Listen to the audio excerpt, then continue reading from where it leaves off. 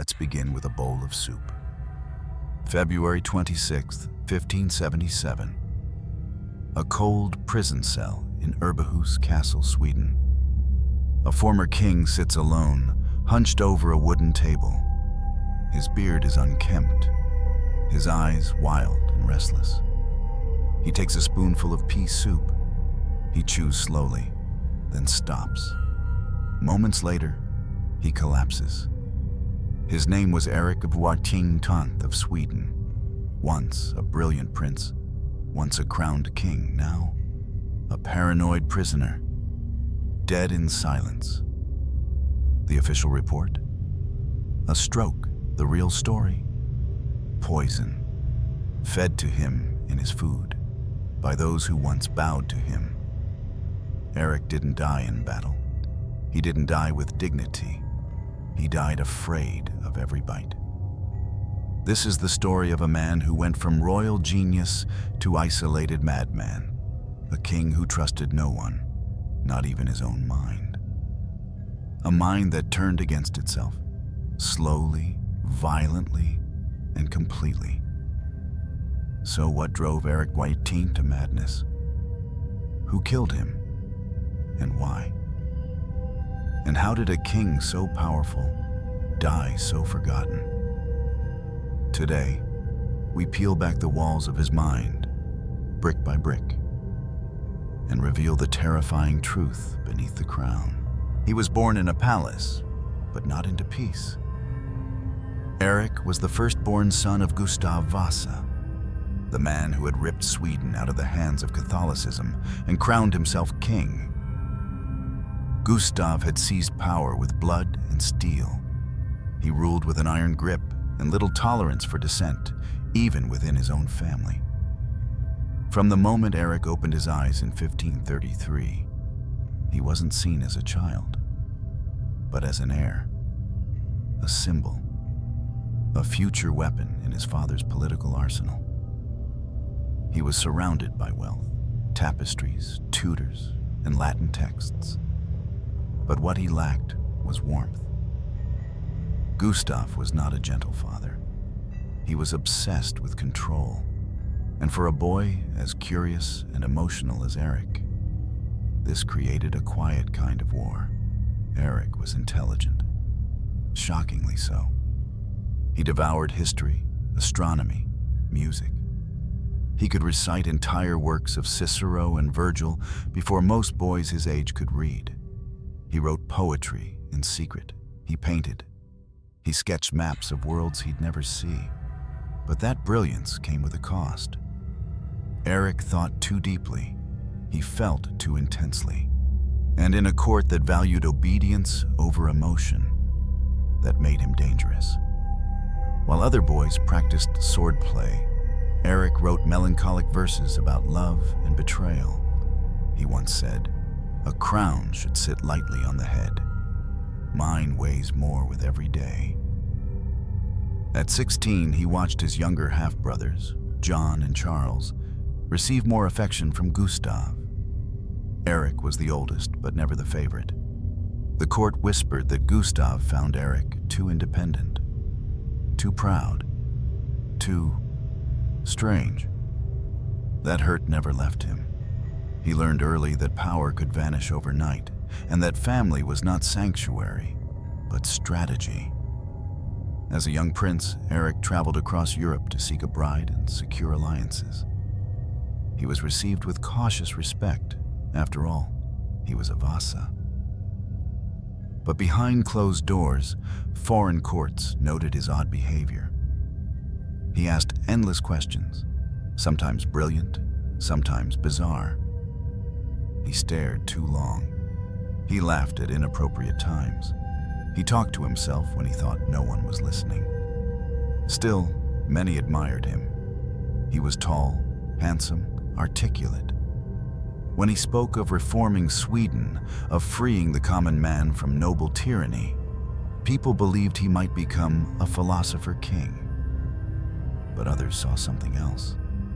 A spark too close to fire. A mind too fast for its own body.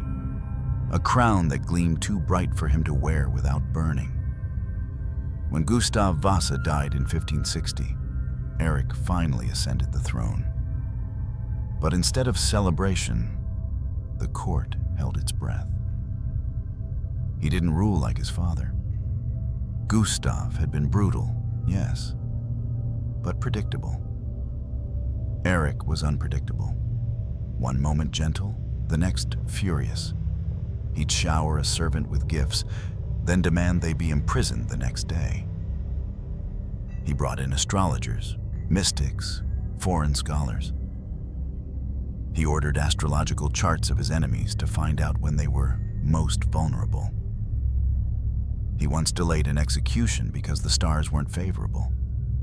He declared new titles for himself: King of the Swedes, the Goths, and the Wends, and supreme judge over all. The nobles began to fear him. But at the start, there was hope. Eric reduced some taxes. He improved education. He supported the arts. He truly wanted to rule for the people. But every step forward came with a shadow. He grew obsessed with plots. Every letter, every whisper in the hall, he believed they were aimed at him. His food was tasted twice. His guards were changed every few days. He wrote lists of people he suspected of betrayal and kept them under his pillow. His paranoia grew like ivy, slow, invasive, impossible to remove. He began to trust only one person: himself. The one bright spot in Eric's early reign was Karin Månsdotter, a young woman of common birth who worked as a maid in the royal household. She didn't come from noble blood. She had no titles, just soft eyes and a kind voice. Eric fell in love. Their relationship at first was a scandal. A king marrying a servant? The court recoiled. The nobles mocked her behind her back. But Eric didn't care. For the first time in his life, someone loved him without fear or agenda. And for a brief moment, he was happy. But power doesn't forgive love, especially when it threatens the order of things. By marrying Karin, Eric made enemies of the nobility. They whispered that she was a witch, that she had enchanted him, that she was weakening the throne. And Eric listened. He loved her, but began to fear even her. Some days he locked himself in his chamber and refused to speak to her at all. Other times, he clung to her like a drowning man. His mind was slipping, and the crown was pressing harder. Behind palace doors, his counselors plotted. His brothers, John and Charles, remained silent, but alert. They saw what was happening. They waited, because a mad king is still a king, until he isn't. By the second year of his reign, the cracks had become fault lines. He began issuing strange royal edicts, some of them contradictory, others incomprehensible. He ordered nobles arrested without cause. He demanded their confessions before charges were even written. He kept files on his council, pages filled with ink, circles, and gibberish scrawled in the margins. When they confronted him, he'd scream that they were plotting his murder. He was right in a way. They were. But even then, there were moments, fleeting, beautiful moments, when Eric seemed lucid. He'd play the lute, or recite a Latin verse, or hold Karin's hand and weep softly. It was like watching a candle flicker in the wind, fighting to stay lit. The boy who had once wanted to be a king of peace was now a man surrounded by enemies. Some real, many imagined. And the more he tried to hold on to power, the more he lost control. He wanted to be more than a king. He wanted to be understood. Eric XIV didn't crave gold or conquest. What he desired was something far rarer: meaning. He believed that a ruler should be wise, learned, just. He read Plato in the morning and wrote poetry at night. He once told an ambassador, "I would rather be remembered for my thoughts than for my battles." That should have been a good thing. But in a kingdom built on swords and suspicion, a thinking king was a threat, especially when his thoughts ran too deep. At first, Eric tried to lead with vision. He lowered grain prices, reformed the military, founded schools. He dreamed of a society where birth did not define destiny, where justice didn't come with a nobleman's ring. He promoted men of lower rank to high office, intellectuals, lawyers, common-born soldiers. It shocked the aristocracy. To Eric, it made sense. Better a sharp mind than an old name. He even appointed peasants as advisors, one of them, a former blacksmith, he called more honest than any lord. But power has a memory, and the nobility, humiliated, remembered every slight. They smiled, they bowed, but behind closed doors they waited. Eric wasn't blind to the tension. He sensed that he was walking a narrow path between reform and rebellion, between progress and peril. And so he tried to balance both. He continued his reforms, but with caution. He wrote letters to his counselors explaining his reasoning in florid prose, sometimes pages long. He believed if they could just understand him, they'd stop fearing him. But they didn't. His words meant to build bridges, only widened the gap. They saw confusion where he saw complexity. They saw instability where he saw insight. They called him odd, then unpredictable, then dangerous. Still, there were glimpses of brilliance. He designed a new taxation system, progressive, efficient, years ahead of its time. He established a state-controlled grain reserve to prevent famine. He encouraged astronomical research, built a royal observatory, and demanded weekly reports on the movement of planets. He believed the stars might reveal hidden patterns of politics and fate. But he also believed the stars were watching him. He became obsessed with astrology. Before any major decision, he'd consult the heavens. If Mars was in a hostile alignment, he'd cancel meetings.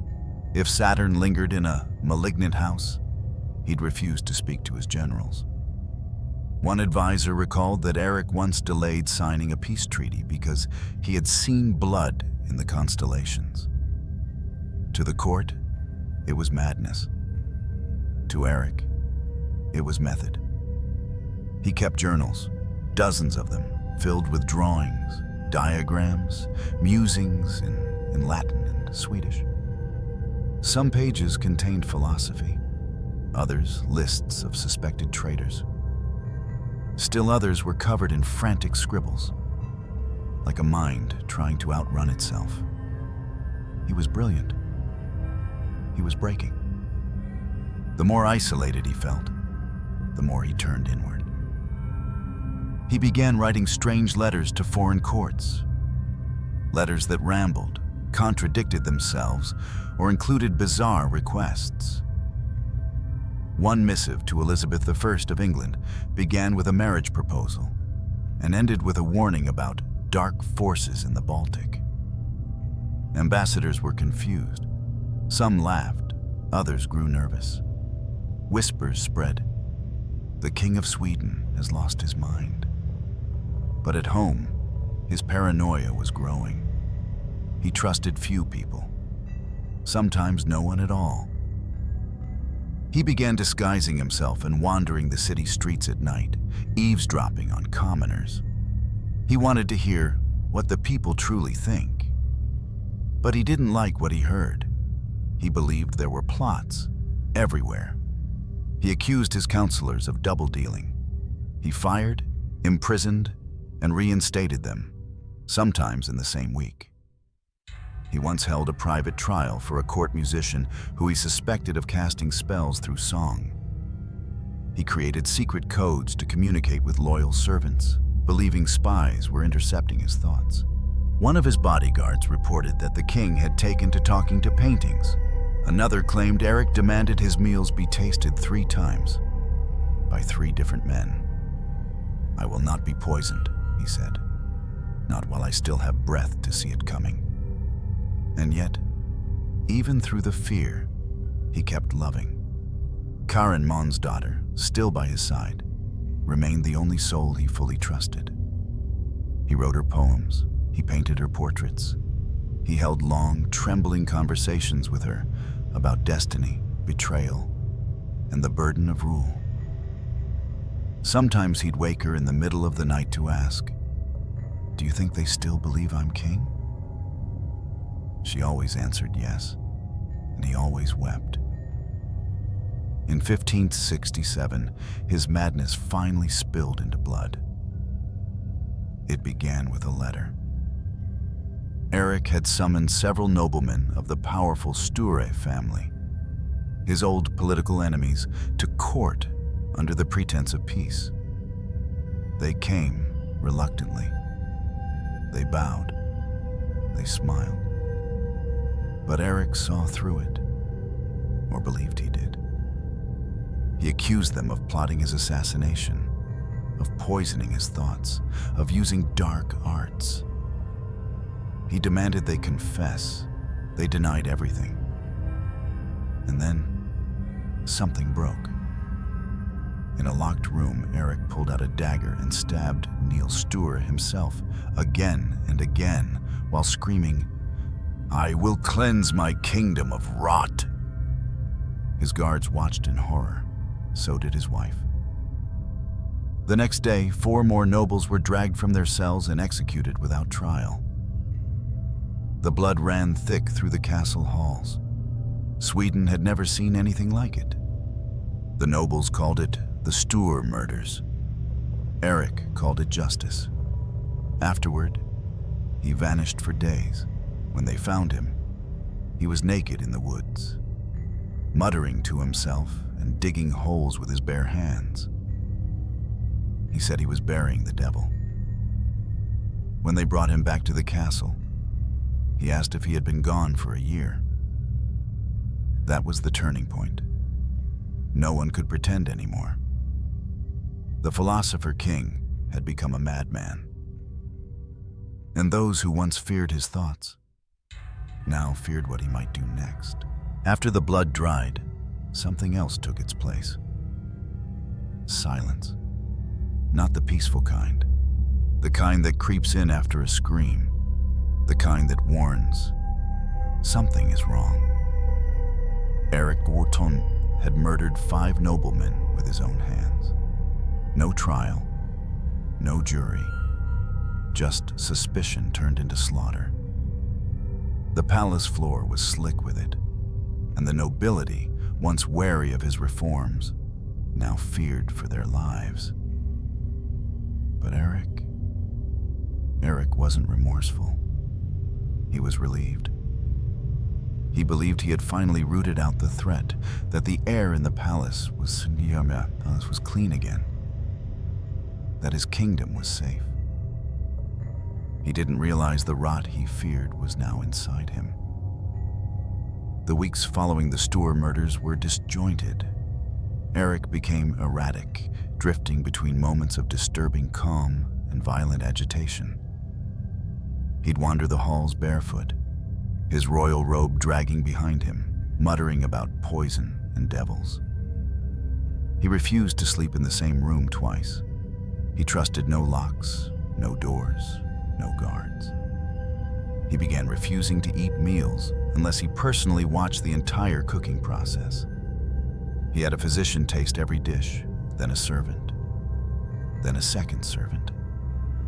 Sometimes, by the time it reached him, the food was cold. He didn't care.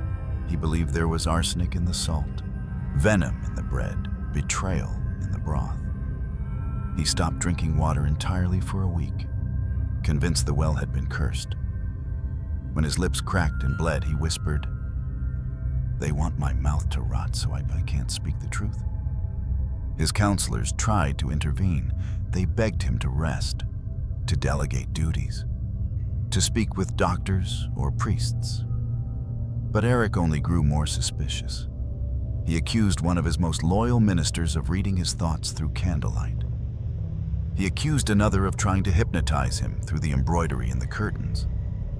He stripped his court of all advisors he didn't handpick personally. And who did he trust? Peasants, astrologers, foreign wanderers, people no one else understood, because in them, he saw himself. He once promoted a stable boy to royal secretary because the boy had honest eyes. That boy couldn't read. Eric didn't care. Karen tried to help. She stayed by his side, gentle as ever. But even she became a victim of the storm brewing in his mind. Some days, he adored her, called her his queen of heaven, kissed her hands, promised her the world. Other days, he locked her in her chambers, convinced that she was the one being poisoned. Then, just hours later, he'd storm back, tearful, begging her forgiveness, swearing he'd build her a palace made of pearls to make up for it all. She said nothing. Because what can you say to a man drowning in his own reflection? At court, fear spread like a plague. People stopped looking the king in the eye. Servants walked on the edges of carpets. Musicians played softer, slower, trembling under his stare. Some officials resigned, others fled. Those who stayed learned to play the game, feeding Eric's delusions just enough to survive. Yes, Your Majesty, the stars do favor your rule. No, Your Majesty, we saw the traitor's shadow by the well, just as you said. Of course, Your Majesty. Your crown glows brighter than the sun. Truth became theater, and the palace became a prison with golden doors. Eric kept a journal during this time, if it can be called that. It wasn't written in any language, just symbols, circles, lines, drawings of eyes, knives, and wolves. He'd show the pages to his guards and say, "This is how I know who's lying to me." He once demanded every member of his household be interrogated about their dreams. Anyone who dreamed of violence was dismissed. One maid said she had dreamed of a dead bird. Eric had her banished. "She mourns the kingdom," he whispered. "Her sorrow is a curse." Then came the voices. Eric claimed to hear conversations through the walls. Whispers in the fireplace, messages in the wind. He once accused a priest of channeling Satan through a church bell. Another time, he ordered all the mirrors in the palace removed. "They reflect thoughts," he said, "not faces." He wrote letters to foreign kings, warning them of invisible armies traveling through clouds. He began speaking in Latin during council meetings, then in a made-up language only he understood. He'd nod at his advisors as if they could follow. When they failed to respond correctly, he'd grow furious. "You're not listening," he screamed. "That's how they get in." He stopped trusting time itself. He had the royal clocks dismantled and reassembled weekly. He believed time could be tampered with, slowed or sped up, to confuse his thoughts. He claimed the days were being stretched like parchment, and that nighttime no longer felt like nighttime. He stopped bathing. He believed water washed away protective spirit marks he had drawn on his skin with ash. He painted symbols on the floors of his room, then refused to step outside the lines. "This is the only safe zone," he explained. "They can't reach me here." No one asked who they were, because no one wanted to hear the answer. Meanwhile, the country unraveled. Wars raged on Sweden's borders. Noble families armed themselves in private. Foreign dignitaries refused to visit the capital. Taxes went unpaid. The army lacked supplies. But Eric remained locked in a world of shadows and prophecy. He believed the real danger wasn't outside, but inside his court, inside his blood, inside his mind. He once wrote, "The traitor lives inside my skull. I hear his footsteps behind my thoughts." And then, something unexpected. Karen gave birth to their first child. For a moment, the storm quieted. Eric held the baby girl with trembling hands and whispered, "You are real. You are real." For a few days, he was lucid. He smiled. He even played music. He ate without fear. But it didn't last. When he saw the nobles bring gifts for the child, he snapped. "They've come to mark her," he shouted. "They'll take her soul and replace it with whispers." He barred the court from visiting the nursery. He slept outside her door with a dagger. His descent was complete. By now, the nobles had made their decision. Eric XIV was no longer a king. He was a liability, and soon he would be a prisoner. The doors were locked. The candles flickered, and the king sharpened his dagger in silence. It was May 1567. The Sture family, one of Sweden's most powerful noble clans, had been summoned to Uppsala Castle by royal order. They came reluctantly, with stiff smiles and swords hidden beneath their coats. They'd heard the whispers. They saw the signs.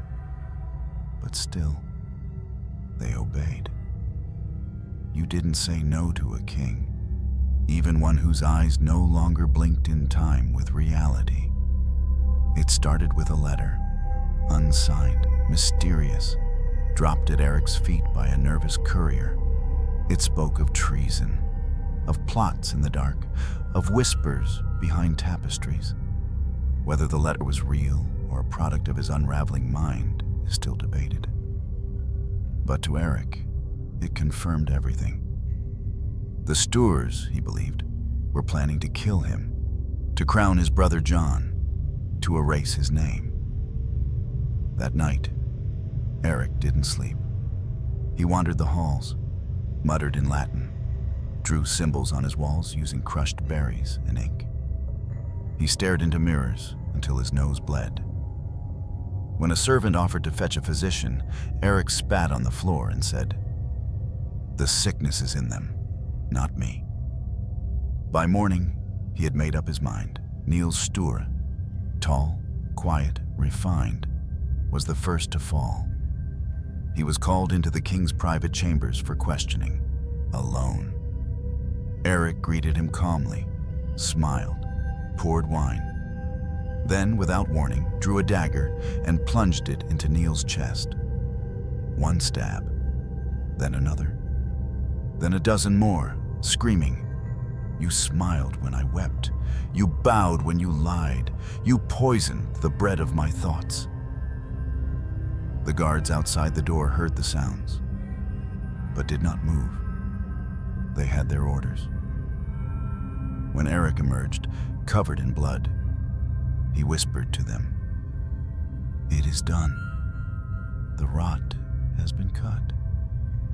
But it had only begun.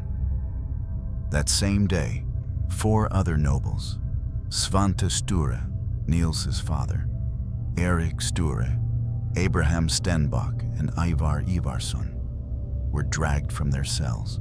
Some were still in their nightclothes. They asked no questions, because they already knew the answers. Eric ordered their immediate execution. No trial, no charges, just death. They were beheaded one by one, their bodies tossed into the castle courtyard. It was raining. The mud turned red. The castle stank of iron and wet wool. Eric watched from a window, his hands shaking, not from regret, but from triumph. He believed he had won. The nobles called it a massacre. Eric called it purification. To him, the Sturs were never just men. They were ideas, the embodiment of betrayal, of plotting, of whispers that gnawed at his sanity. By killing them, he wasn't just removing threats. He was performing a ritual, cleansing the kingdom, cleansing himself. He believed the blood would silence the voices. It didn't. After the killings, Eric collapsed. Not physically, but mentally. He entered a kind of fugue. He disappeared from public view. No proclamations, no court appearances. For 9 days, the kingdom didn't know where its king was. He had fled into the forests outside Uppsala, barefoot and half-dressed, believing he was being hunted by demons in human skin. He dug holes in the dirt and whispered prayers into the roots of trees. He refused food. He drank rainwater. He mistook deer for ghosts and screamed at the clouds to stop blinking. When guards finally found him, he was crouched beneath a pine tree, covered in scratches and dirt, clutching a dead bird. He looked up and asked, "Is the sky still watching?" They brought him back to the castle. He didn't recognize it, or them, or himself. He refused his throne, refused his clothes, refused his name. He spoke in riddles. He recited verses from Ovid and twisted them into accusations. He wrote pages and pages of nonsense, believing they were confessions from the dead. At night, he screamed so loudly that servants began sleeping in the stables to escape the noise. Karen stayed. She always stayed. She tried to feed him. He asked if the bread was made from bones. She wept. He laughed. To the outside world, this was a crisis. The realm had no functioning king. The army had no leader. The court had no compass. And so the power vacuum began to fill, quietly but quickly. Eric's half-brother John, ambitious and steady, began gathering support. Nobles who once feared him now saw him as salvation. Bishops who condemned rebellion now looked the other way. Even foreign envoys started to address their letters to the de facto regent. It was treason in slow motion, but no one called it that, because the king, they believed, had already abdicated himself. Eric was eventually coaxed back into public view, but he was never the same. He'd dress in layers of robes, even in summer. He'd refuse to walk through doorways unless someone entered before him. He'd whisper to his crown before placing it on his head, as if asking for permission. And he smiled too much, always at the wrong time. At an audience with foreign dignitaries, he began laughing uncontrollably when asked about the economy. When someone coughed, he accused them of trying to summon a spirit. The room fell silent, and the silence, once again, was deafening. By late summer, Karen bore a second child, a boy. Eric named him Gustav after his father. He held the infant close and whispered, "You'll never hear the voices, will you?" But even the child couldn't save him now. The nobles had decided. So had his brother. In September 1568, while Eric was attending church, John made his move. Troops loyal to the nobles stormed the castle. The guards didn't resist. The court didn't scream. The people didn't protest. It was not a coup. It was a surrender. Eric was arrested without bloodshed. He asked if this was part of the dream. No one answered. The man who had ruled Sweden with fire and fear was now a prisoner in his own country. He would never sit on the throne again. But his story, his suffering, had only just begun. They didn't execute him. They could have, but they didn't. Because kings, even mad ones, don't die like criminals. They fade, quietly, slowly, forgotten. And so, in September 1568, Eric XIV of Sweden, once king, once genius, once terror, was stripped of his crown and locked away, not in a dungeon, but in a series of stone castles that felt colder than any prison cell ever could. The new king, his half-brother John, made a public statement. "We will not spill royal blood. We will protect him as family." But protection came with walls, with guards, with silence. Eric was no longer a king. He was a ghost, living in the body of a man who still remembered power. At first, he didn't understand what had happened. He asked the guards when he'd be returning to Stockholm. He asked Karin when his crown would be cleaned and brought back. He even drafted a new royal proclamation and asked someone to deliver it to his beloved subjects. No one did. When the guards didn't respond, he'd shout, "I am the light of Sweden. Without me, your country dies in shadow." When no one came to answer, he'd whisper, "Then let it die." Karin and their children were allowed to visit, at first.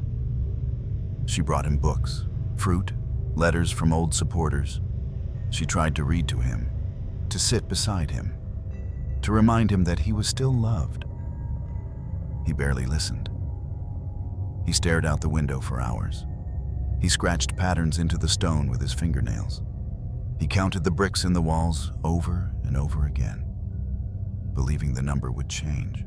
He refused to sleep lying down. "That's when they come," he said. "They climb in when the mind is flat." One night, he was found standing in the courtyard during a snowstorm, barefoot, head raised to the sky, mouth open. When the guards dragged him back inside, he screamed, "I'm trying to breathe the stars. Don't shut them out." He wept afterward. Not because of the cold, but because he couldn't remember what the stars used to look like from his throne. John, now king, didn't want a martyr. He wanted silence. So he gave Eric everything he asked for. On the surface, warm clothes, decent food, a Bible, a few books, even ink and paper. But what he really gave him was isolation.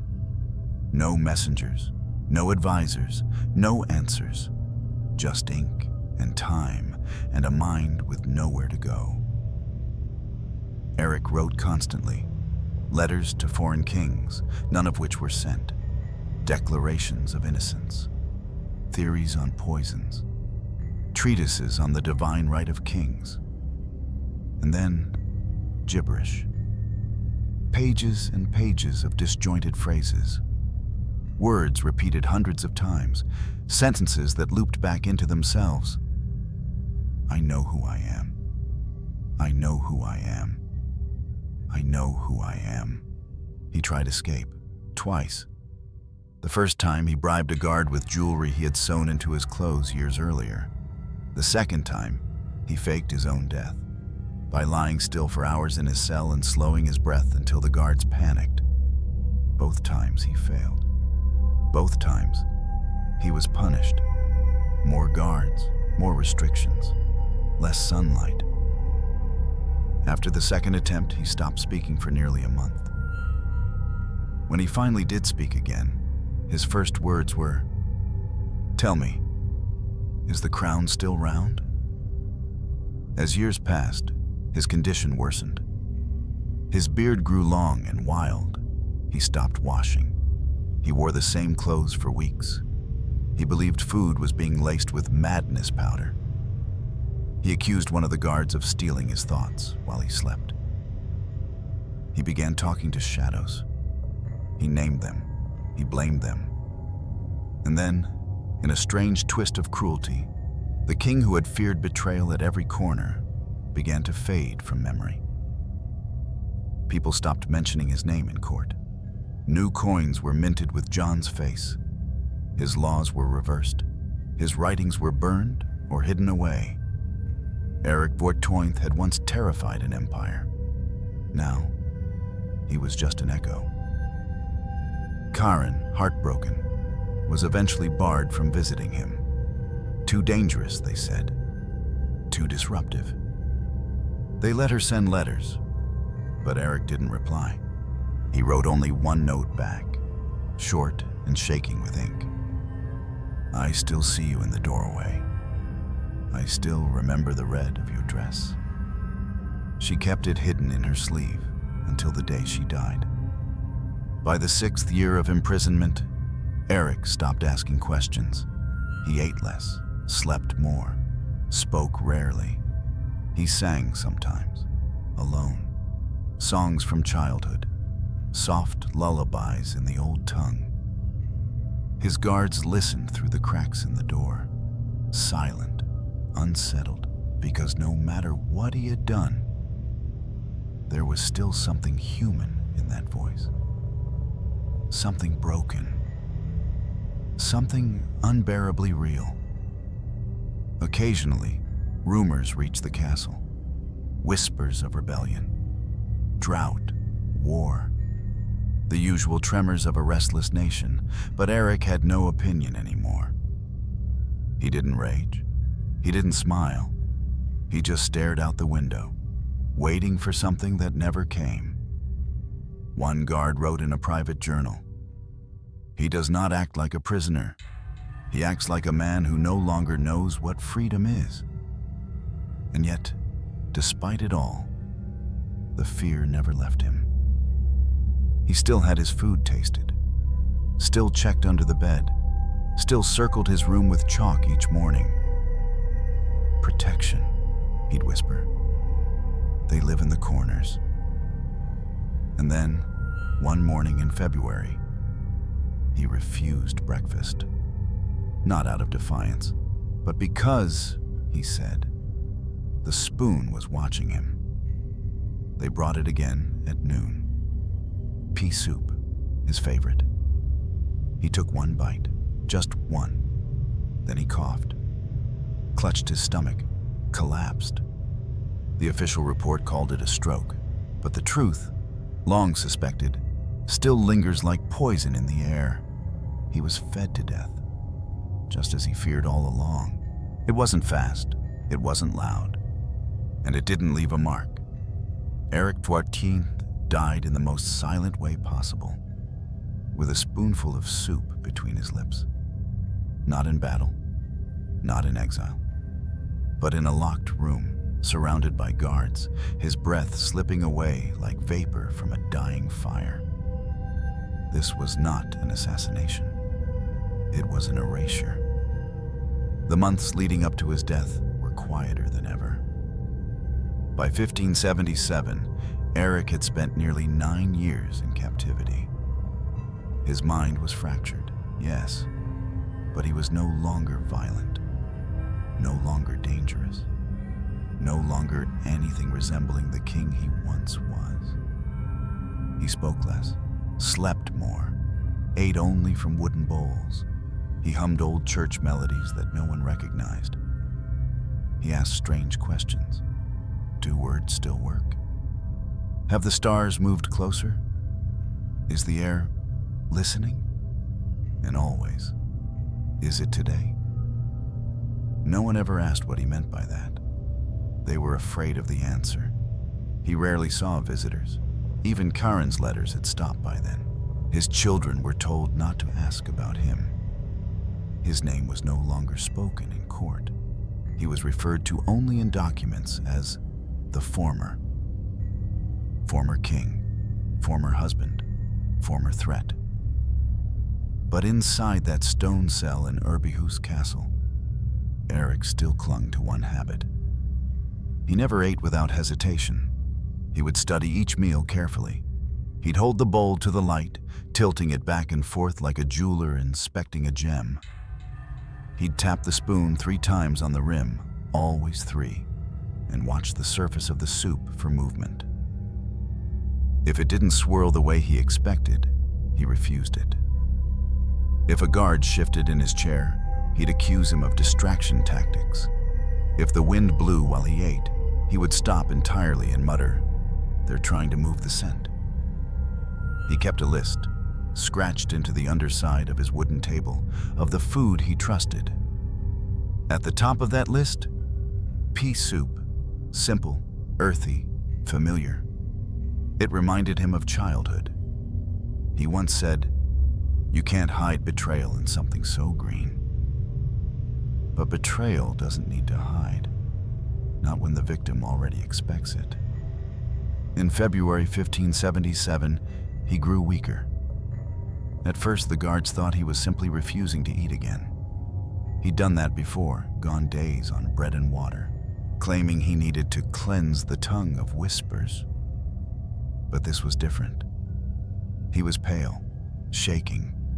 His lips were dry, his skin gray, his voice thin and cracked. He told one guard, "My blood has changed. It's thinking on its own." Then he laughed. Then he vomited. They called the physician. The doctor, a man sent by King John III, examined him briefly and concluded it was likely a stomach affliction not uncommon for men of weak mind. He prescribed rest, water, and more food, especially warm soup. That night, Eric was brought his usual bowl. It was pea soup. He stared at it for almost an hour. The guards didn't pressure him. They knew better. Eventually, with trembling hands, he lifted the spoon, tapped it 3 times, paused. Then, slowly, he ate. The next morning, he was found collapsed on the floor beside the bowl. His face was contorted, as if caught between sleep and fear. His fingers were curled inward. His eyes were open. There were no wounds, no bruises, no blood, only a body and a spoon tipped over beside it. The official cause of death? Apoplexy. A sudden cerebral event, a stroke. Clean, convenient, political. But years later, whispers would tell a different story. They said the soup had been laced with arsenic, a heavy dose, masked by the thickness of the peas and the bitterness of over-salted broth. A dose high enough to kill, but subtle enough to pass for natural decline. No burns in the throat, no foaming at the mouth. Just quiet failure. It wasn't justice. It wasn't vengeance. It was a solution. Who ordered it? Some say John III, tired of guarding a brother who still inspired underground loyalty. A brother whose very existence was a threat to the throne. Others believe it was the nobles, old enemies of Eric, who feared a future where his name might be revived. His madness retold his martyrdom. Some even whisper it was mercy. That perhaps someone, maybe even a former ally, slipped poison into the soup, not out of hate, but pity. Because watching Eric live wasn't life. It was a death that had forgotten how to end. He was buried quickly. No grand funeral, no national mourning, no crown on his coffin, no title on his tomb.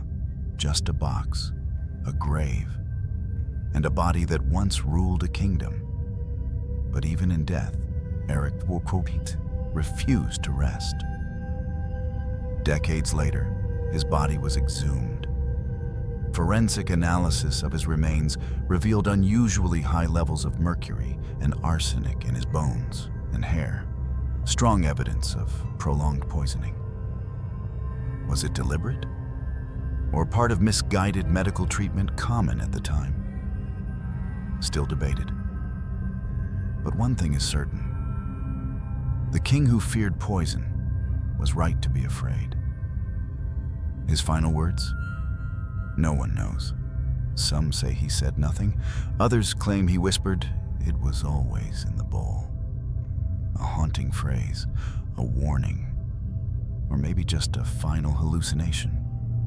The boy who once quoted Virgil, the man who dreamed of a golden age of thought and reform. The king who crowned a commoner as his queen died afraid of his own food, not with honor, not with violence, but with doubt. Doubt that outlived him, doubt that still clings to his legacy like dust to stone. There were no horns, no mourning bells, no solemn procession winding through the streets of Stockholm. Eric XIV, former king of Sweden, died without ceremony. His burial was quiet, almost secret. No crown rested on his casket. No epitaph etched his title in stone. He was laid to rest in a borrowed grave, in a borrowed church, under a borrowed name. Even in death, they didn't want him remembered. The court moved quickly. News of his passing was circulated as a footnote in royal records. No public decree, no national mourning. Only those close to the throne were told, and they were told not to linger on it. "Let the matter rest," King John III instructed. He would have wanted peace. But Eric had never wanted silence. He had wanted justice. He had wanted to be seen. Instead, his memory was smothered. Portraits were taken down. Coins bearing his image were melted. Documents bearing his signature were redacted or destroyed. Children were taught that Sweden passed directly from Gustav Vasa to John III. Eric's reign, a decade of brilliance, blood, and breakdown, became an inconvenient gap. He was labeled unfit, mad, a mistake. It was easier to bury a reputation than to explain it. Karin Månsdotter, his wife, survived him by decades. She moved to Finland with their children, living in quiet exile, supported by a modest royal pension. She never remarried, never spoke against the crown, but she kept Eric's letters locked in a wooden box beneath her bed. Every year, on the anniversary of his death, she lit a single candle and placed it on the windowsill, facing west, toward Sweden. Some nights, villagers said they saw her weeping in the candlelight. Other nights, she simply sat in silence, lips unmoving, eyes fixed on a darkness no one else could see. Eric's children were allowed no claim to the throne. They were raised as nobles, not royals. Their father's name, when mentioned, came with warnings. That path leads to ruin. And so they stayed quiet. Because in Sweden, history didn't just forget, it erased. Years passed. John III ruled, then died, then was succeeded. Sweden moved on. The wars changed. The boundaries shifted. New kings rose. New queens reigned. But Eric? He remained trapped in the cracks between memory and myth. Most Swedes of the next generation wouldn't have recognized his name, let alone his face. To the country he once ruled, Eric XIV had become less than a ghost. But silence leaves a scent. And eventually, someone noticed it. A monk in Uppsala found old court records hidden behind a wall panel in a library. A physician in Turku uncovered strange medical reports describing Eric's symptoms and questioned whether his madness had been misunderstood. And a young historian, decades later, stumbled across a single line in a noble family's private diary. The king did not die of apoplexy. It was the bowl, the green one. The silence cracked, and through that crack, truth began to seep back in. By the 18th century, Sweden's scholars began re-examining Eric's reign. Some viewed him as a victim, a ruler crushed by isolation, betrayed by blood, and poisoned by fear. Others still saw him as a tyrant, violent, unstable, paranoid. But one thing was certain.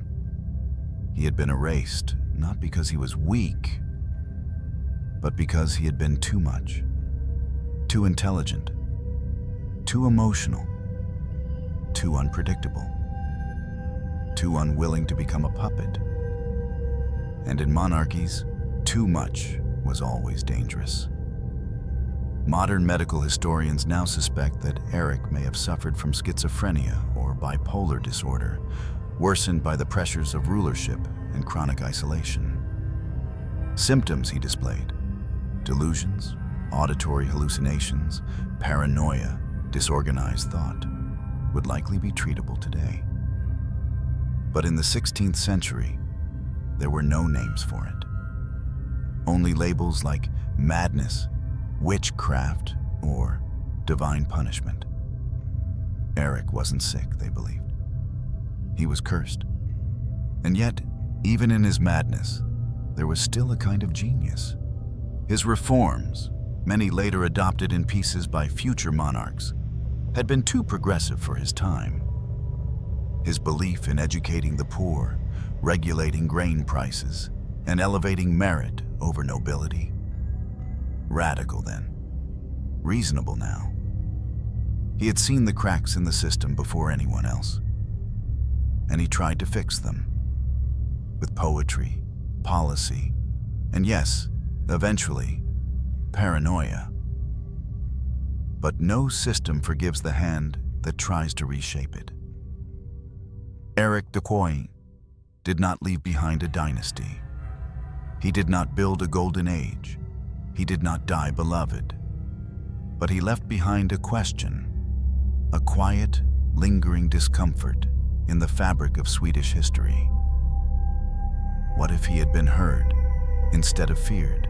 What if someone had reached through the madness, seen the man beneath the crown, and said, "You don't have to carry it alone"? Would history have bent in a different direction? Or was this always the ending? We'll never know. Because after the screams came the silence, and Sweden learned to live with it.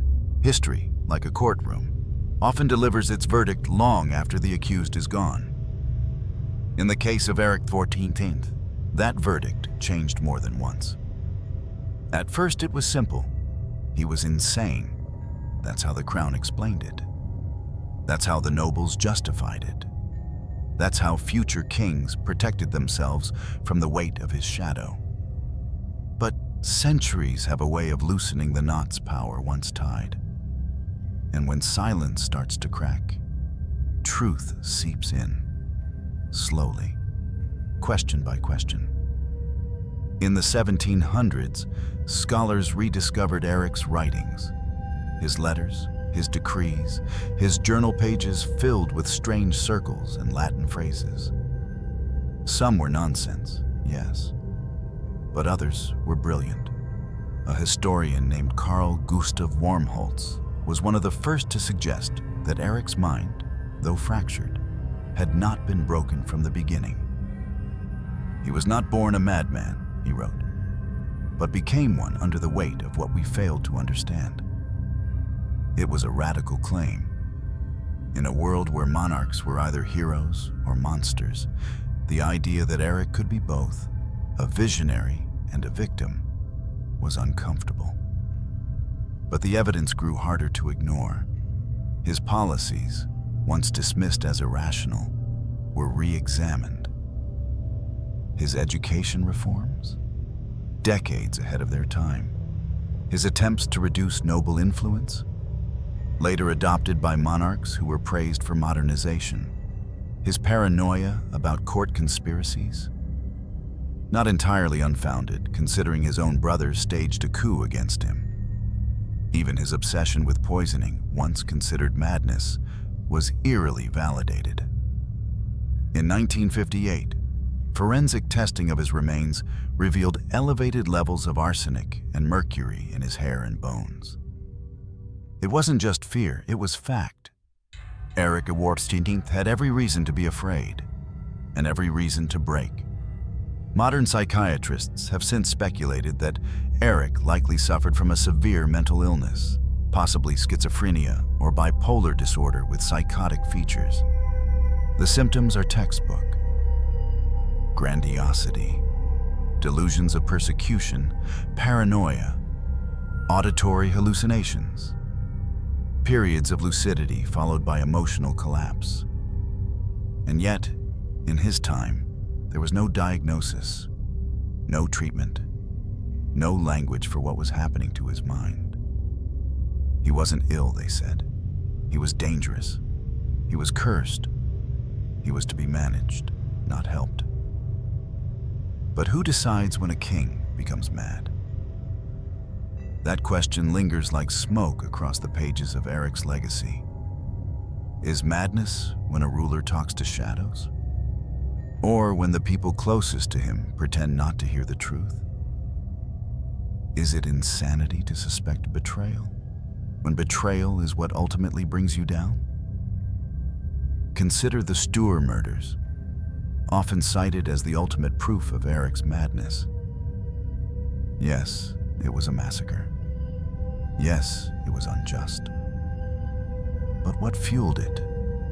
A combination of sleeplessness, isolation, political tension, and a growing storm in Eric's mind. A storm that might have been managed. Had anyone in power seen him as a human being rather than a liability? And afterward, what did they do? They didn't call a council. They didn't ask how to help. They called it treason. Then removed him. Not for the good of his mind, but the good of their order. Centuries later, some scholars argue that Eric's downfall was not the result of madness, but the result of a system that could not tolerate difference. A king who wrote poetry, who married a commoner, who elevated peasants, who studied the stars, not just the sword, who cried in public. He defied the image of royalty, and in doing so, painted a target on his own back. In trying to be more human, he became more vulnerable. And when the system struck, it struck with precision. Today, Eric XIV's memory is slowly returning to Swedish consciousness. Not as a warning, but as a mirror. His remains were reburied in 1958 with full royal honors, a quiet gesture of dignity after centuries of silence. A museum in Stockholm now holds his letters, his sketches, and even a replica of the cell where he died. University lectures include his reign when discussing early modern Scandinavian politics. And in 2009, a psychiatric study on historical figures cited Eric XIV as a classic case of untreated mental illness in monarchic history, alongside King George III of England and Joanna of Castile. But none of this rewrites the pain he lived. Knowing what we know now doesn't unmake the paranoia. It doesn't erase the screams. It doesn't return the years he spent in a stone room fearing his own food. What it does do is remind us that power doesn't shield people from suffering. It magnifies it, distorts it, weaponizes it. Eric XIV was not just a mad king. He was a man trapped inside a crown he could no longer carry. And instead of lifting it from him, they let it crush him. In one of his last coherent writings, scrawled on the edge of a prayer book, Eric wrote, "They see my silence and call it guilt. They see my fear and call it madness. But no one asks what broke the light inside me." That line was never published in his lifetime. It was found only centuries later, nearly illegible from water damage. But those words, faint as they are, carry the weight of something important. A truth that history tried to bury, but couldn't keep down. What if he had been born in another time? What if Eric XIV hadn't lived in a world of stone castles and sharpened daggers, but in one of hospitals, therapy, and medication? Would he have still been a king? Would he have still gone mad? Would he have survived? These questions can't change history, but they can help us understand it. In today's world, Eric wouldn't be labeled possessed or dangerous the moment he wept in public or spoke to himself. He wouldn't be locked in a tower for hearing voices or drawing strange circles on parchment. He might be diagnosed with schizoaffective disorder or bipolar I with psychotic features. He might receive therapy. He might be prescribed medication, lithium, antipsychotics, mood stabilizers. He might have a care team. He might still struggle. But he wouldn't be alone in the struggle. Imagine him, young and brilliant, in a classroom instead of a court, reading philosophy under sunlight instead of torchlight, writing poems not in secrecy, but in journals handed to trusted mentors, telling someone without shame, I hear things that aren't there. I'm afraid of what I might do. And being told, that doesn't make you a monster, that makes you human. In a modern world, Eric wouldn't be thrust into kingship before his brain was fully formed. He wouldn't be expected to carry a nation's weight while wrestling with voices in his head. He wouldn't be told to silence his doubts or disguise his terror. Instead of interpreting his behavior as rebellion, someone might ask, "Are you okay?" It's a small question. But for someone like Eric, it could have changed everything. And Karen? She wouldn't be treated like a scandal. A modern Eric might have married her without the court's scorn, without whispers of witchcraft, without nobles plotting to erase her existence from the royal narrative. She could have been not just his queen, but his partner.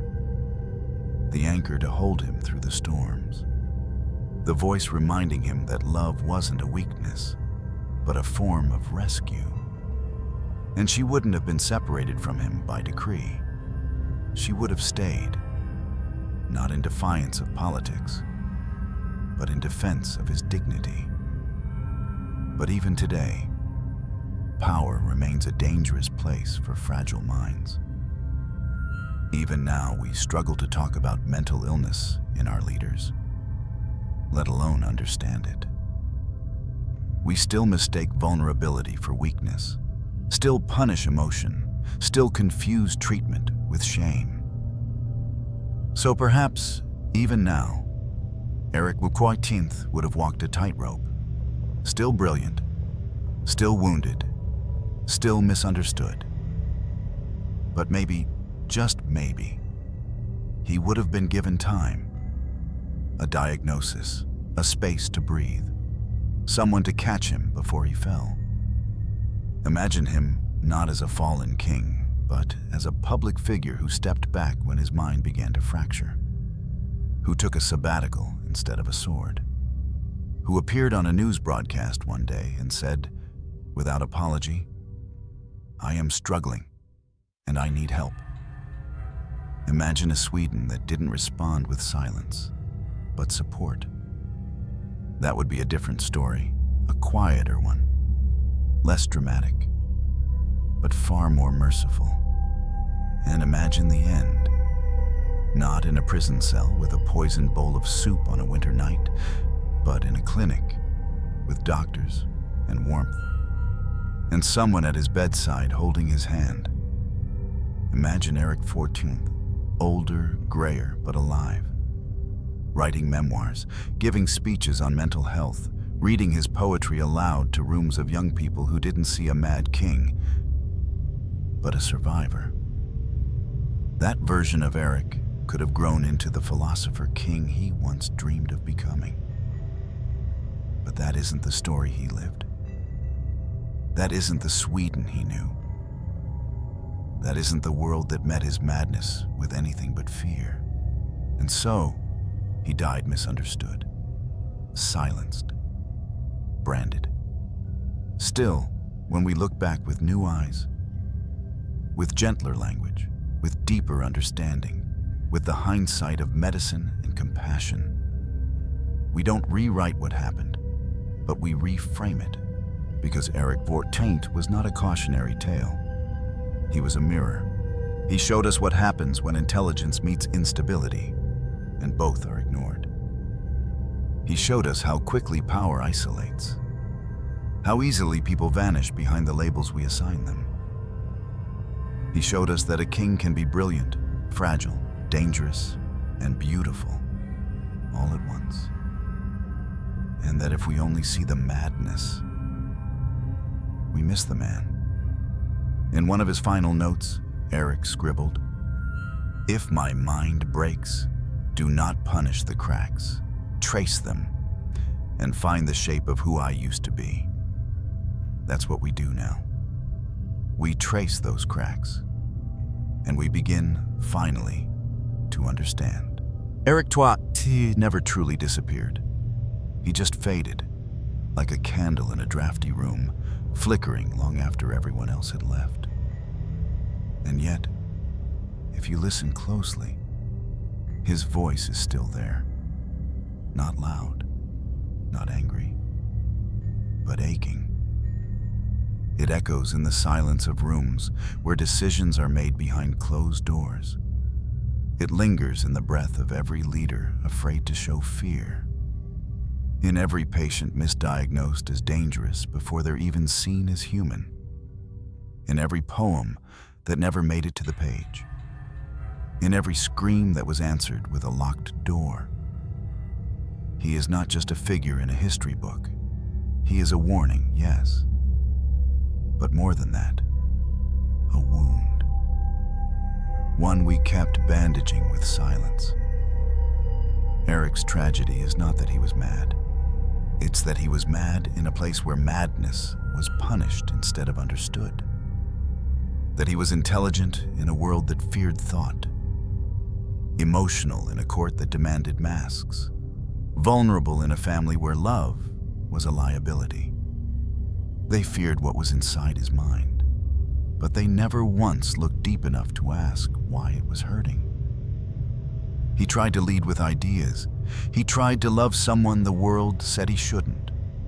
He tried to fight a system that devoured men and polished their bones into thrones. And in the end, that system broke him. But he is not gone. His story comes back every time a young person feels something they can't explain and is told to be quiet. It comes back every time someone in power begins to unravel and instead of being helped, is isolated, mocked, or forgotten. It comes back every time we mistake control for stability and call it leadership. Eric XIV reminds us of a truth we don't like to admit. That greatness and madness are often separated by nothing more than timing. Had he lived a century later, he might have been a philosopher. Had he lived today, he might have been a patient and survived. But he lived when he did. And so he died afraid. Of voices, of shadows, of soup. But he didn't die only in that cell, in that cell. He died every time his name was struck from a document. Every time a child asked about Sweden's kings and was taught to skip over the number 14. He died in whispers. And he died in the places where those whispers were answered with nothing. What remains now is not a legacy of glory, not statues, not songs. What remains is the echo of a man who loved too deeply, thought too wildly, fell too hard, and who was buried not just beneath stone, but beneath the fear of what it means to be different. You don't have to like him. You don't have to pity him. But you do have to ask, what does it say about us?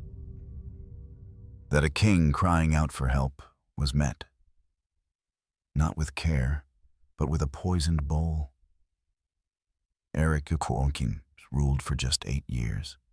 He was imprisoned for 9. He was erased for centuries.